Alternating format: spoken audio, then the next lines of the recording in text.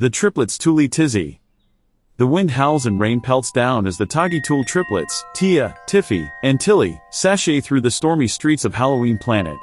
Their poofy updos, adorned with inventive accessories, bob and weave as they giggle and chatter.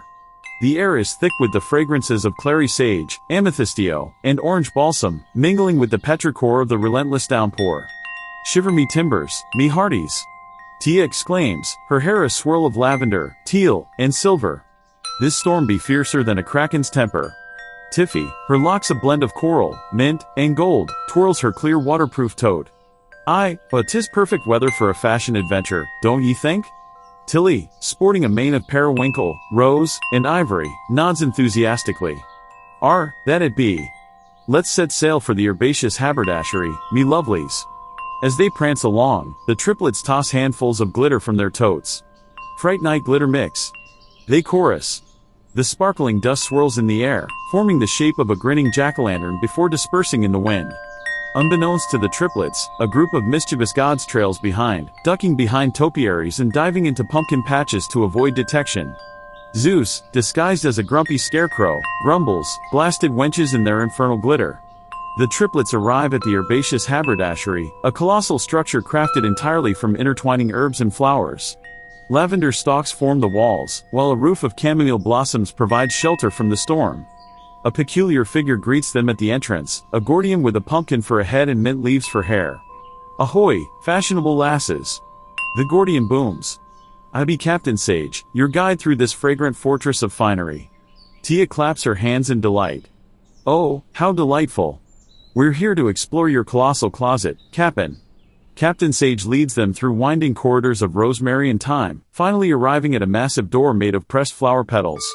Behold, the botanical boudoir. As the door swings open, the triplets gasp in unison. Before them stretches an enormous walk-through closet, filled with the most bizarre and beautiful ensembles they've ever seen. Dresses made from delicate orchid petals, hats crafted from giant sunflowers, and shoes fashioned from hollowed-out gourds line the walls. Shiver me timbers! Tilly exclaims. This be a treasure trove of Tulle trends. As the triplets begin to explore, a trio of robots whirs into view. Each bot is adorned with floral patterns and emits a soft, herbal scent. Greetings, fashion enthusiasts. The first robot chirps. I am Rosie, and I'll be styling your hair today. The second robot rolls forward. I'm Daisy, here to accessorize your looks. The third robot beeps cheerfully. And I'm Iris, ready to help you try on these botanical beauties. As the robots get to work, the jingly jolly jesters materialize, bearing trays of treats and tizanes. Ahoy, lovely lasses! Jackie calls out. Care for a sip of our lavender lullaby tisane? Jaunty presents a platter of delicate pastries. Or perhaps a nibble of our rosemary reverie tarts? The triplets eagerly accept both, sipping and munching as they try on outfit after outfit. Tia twirls in a dress made entirely of blue cornflowers, while Tiffy admires herself in a jumpsuit crafted from interwoven ivy leaves. Tilly giggles as she models a hat shaped like a giant water lily, complete with a frog-shaped fascinator. Blimey, these threads be finer than a mermaid's scales. Tia gushes. Tiffy nods in agreement. Aye, and softer than a selkie's coat. As they continue their fashion frenzy, the hidden gods watch with growing interest. Poseidon, disguised as a watering can, whispers to Hermes, who's taken the form of a garden gnome, by my trident, these lasses have impeccable taste. Hermes nods, his pointy hat bobbing. Indeed, though I prefer Tilly's ensemble. That lily pad hat is simply divine. After hours of trying on botanical couture, the triplets bid farewell to Captain Sage and the robots, their arms laden with leafy purchases. As they step back into the storm, Tilly suggests their next destination. Let's set a course for the confectionery couture, me hearties. The triplets make their way through the blustery weather, the wind carrying the scents of verbena and nicotiana. They arrive at a towering structure that looks good enough to eat, because it is. The confectionery couture is a massive edifice constructed entirely of candies and sweets. A jolly figure greets them at the entrance, a rotund Gordian with a face like a candied apple and hair made of spun sugar. Ho ho ho. Welcome, sweet things. I'm Baron Bonbon, and I'll be your guide through this saccharine sanctuary. The triplets' eyes widen as they take in the sugary spectacle. Walls of hardened candy shimmer in various hues, while a roof of cotton candy provides a fluffy pink canopy. Shiver me sweet tooth! Tiffy exclaims. This place be sweeter than a siren's song. Baron Bonbon leads them through corridors lined with lollipop trees and gummy bear bushes, finally arriving at a massive door made of chocolate. Behold, the sugar plum suite. As the door swings open, the triplets are greeted by a sight that makes their mouths water. The colossal closet is filled with outfits made entirely of confections. Dresses crafted from sheets of fruit leather, hats molded from chocolate, and shoes cobbled together from rock candy crystals line the walls. Blow me down. Tia gasps. These threads be sweeter than Davy Jones's locker. A new set of robots rolls forward, each designed to look like different candies. The first, shaped like a giant gumdrop, introduces itself as Gummy. The second, resembling a peppermint swirl, calls itself Minty. The third, looking like a chocolate bar, goes by the name of Cocoa. As the robots begin to style and dress the triplets, the jesters appear once again, this time with even more outrageous offerings.